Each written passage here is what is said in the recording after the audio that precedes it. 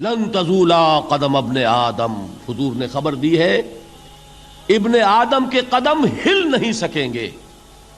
جیسے مجرم کھڑا ہوتا ہے کٹہرے کے اندر، اس کٹہرے میں سے ہل نہیں سکو گے حتی یسأل عن خمس، جب تک کہ 5 چیزوں کا حساب نہ لے لیا جائے. وہ 5 چیزیں کیا ہیں؟ کان کھول کر سنیے. عن عمرہ فیما افناہ، عمر کا حساب دو. یہ 80 برس اور 70 برس ہم نے تمہیں دنیا میں دیے، کہاں ضائع کیے؟ وعن شبابہ فیما ابلاہ، اور خاص طور پر جوانی کا دور، امنگوں کے دن، ولولے ہوتے ہیں، قوت ہوتی ہے، توانائی ہوتی ہے، آدمی چلتے ہوئے زمین پر پاؤں مارتا ہے، قوت جو ہے وہ اپنا اظہار چاہتی ہے. یہ جوانی کہاں گلائی؟ حساب دو، ایک ایک لمحے کا حساب دو. وَعَن مَالِهِ مِنْ أَيْنَ اكْتَسَبَهُ وَفِيمَا أَنْفَقَهُ، ایک ایک پائی کا حساب دو. مال کا کہاں سے کمایا تھا، حلال سے کہ حرام سے، اور کہاں خرچ کیا تھا، گل چھروں میں، عیاشیوں میں، یا نیکی کے کاموں میں، ادائے حقوق میں، اللہ کے دین کے لیے. 4 سوال ہو گئے. 2 زندگی کے بارے میں، ایک زندگی پوری بحیثیت مجموعی کہاں کس کام میں لگائی، اور خاص طور پر شباب کا دور کہاں لگایا. 2 سوال مال کے بارے میں، کمایا کہاں سے، حلال سے کہ حرام سے، جائز سے کہ ناجائز سے، خرچ کہاں کیا.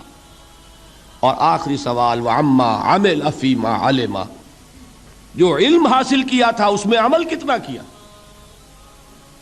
علم کے انبار لگاتے چلے گئے اور عمل کے آغاز کی بھی نوبت نہ آئی.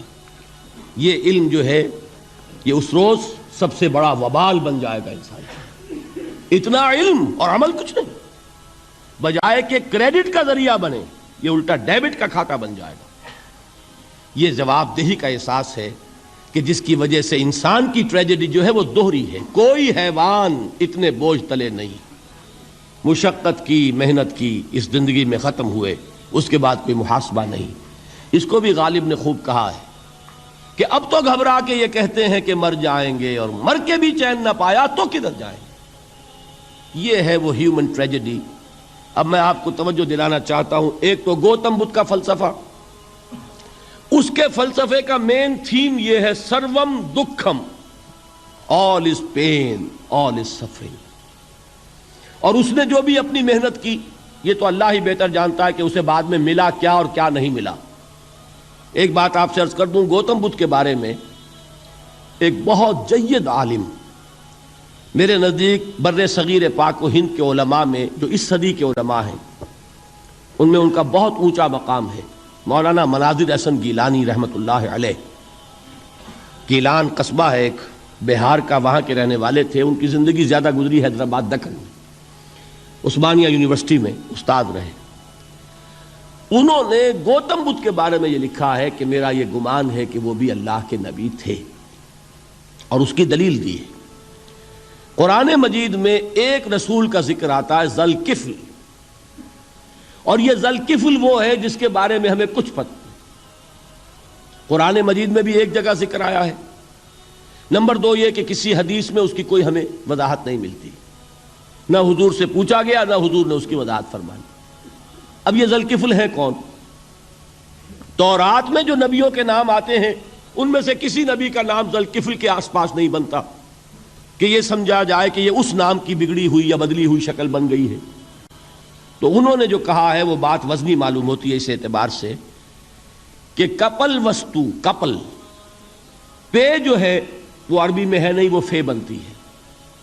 تو ذوالکفل کے معنی کفل والا، اور یہ کفل جو ہے کپل، کپل والا، جس کو ہم کہتے ہیں کپل وستو کا شہزادہ. تو انہوں نے یہ کہا ہے کہ گوتم بدھ کے بارے میں یہ خیال، یہ میں عرض کر دوں کہ اس کو ہم یقین سے نہیں کہہ سکتے، یہ ان کا گمان ہے، خیال ہے، واللہ عالم کہیں گے ہم، لیکن امکان ضرور موجود ہے. قرآن کہتا ہے وَلِكُلِّ قَوْمٍ ہَادٍ، ہم نے ہر قوم میں ہادی بھیجے. وَإِن مِّن قَرْيَةٍ إِلَّا خَلَا فِيهَا نَذِيرٌ، کوئی بستی ایسی نہیں دنیا میں جس میں کوئی نہ کوئی خبردار کرنے والا نہ آیا ہو. تو یہ ممکن نہیں ہے کہ وہاں نبی نہ آئے ہوں، لیکن ان کی تعلیمات اتنی بدل گئی ہیں کہ ہم ان کو پہچان نہیں سکتے. حضرت مسیح علیہ السلام کی تعلیمات اگر عیسائیوں سے ہم سمجھیں تو کبھی بھی انہیں اللہ کا نبی نہیں مان سکتے.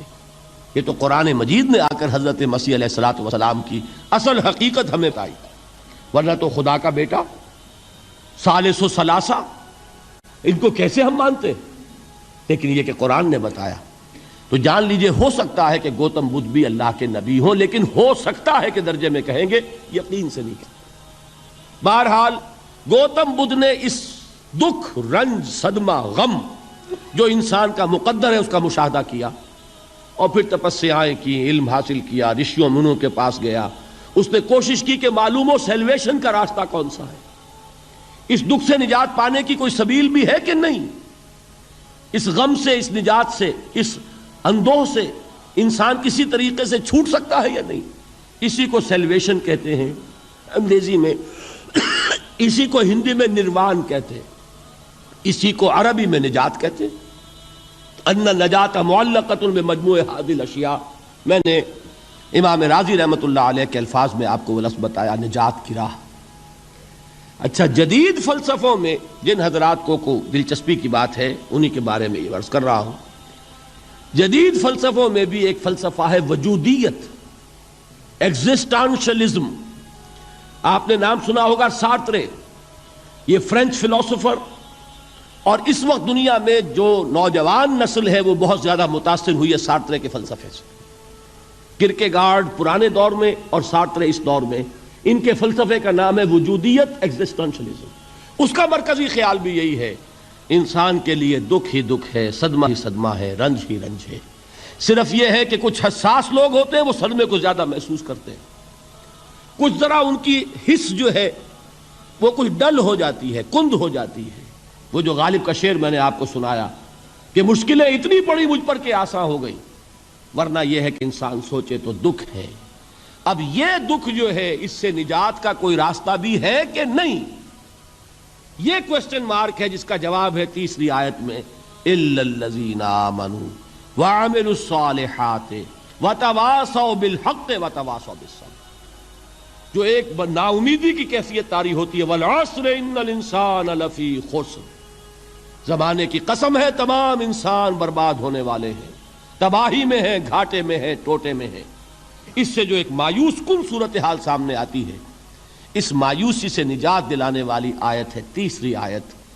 ایک راستہ ہے، یہ امید کی کرن ہے، تباہی سے بچ سکتے ہو، ابدی بربادی وہ بربادی۔ یہاں تو یہ ہے کہ ہم نے مشقتیں اٹھا لیں، فاقے جھیل لیے، تکلیفیں برداشت کر لیں، صدمے برداشت کر لیے، لیکن موت آئی، اس کا خاتمہ ہو گیا۔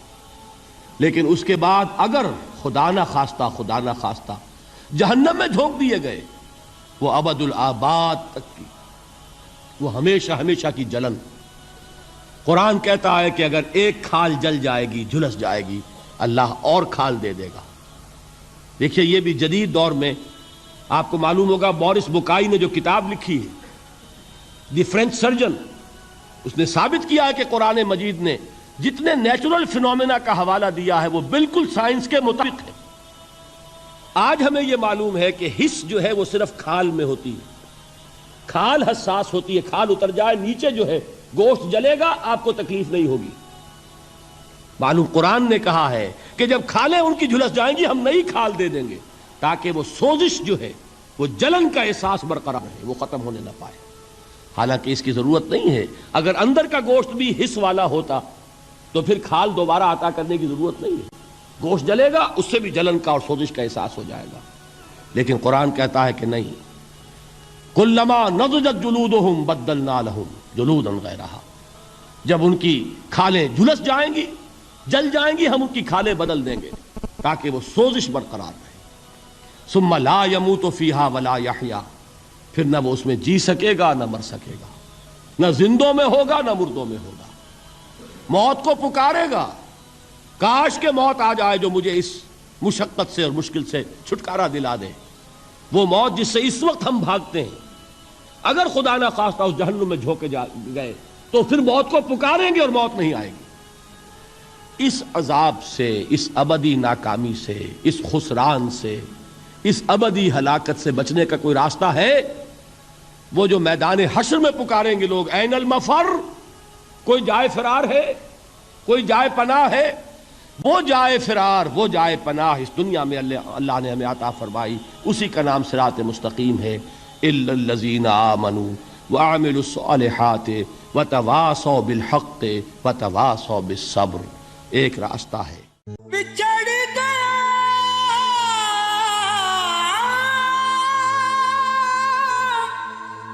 میرے دل دا جانی،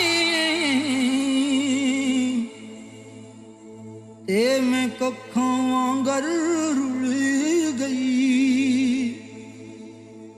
پھلاں نال نازک جندڑی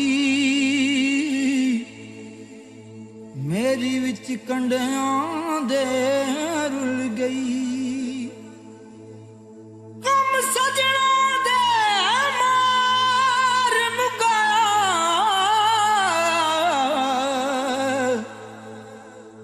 تے میں اتھروں بن کے ڈل گئی، ایک مایا تیری یاد نہ بھلدی، باقی ہر شے جگ دی بھول گئی۔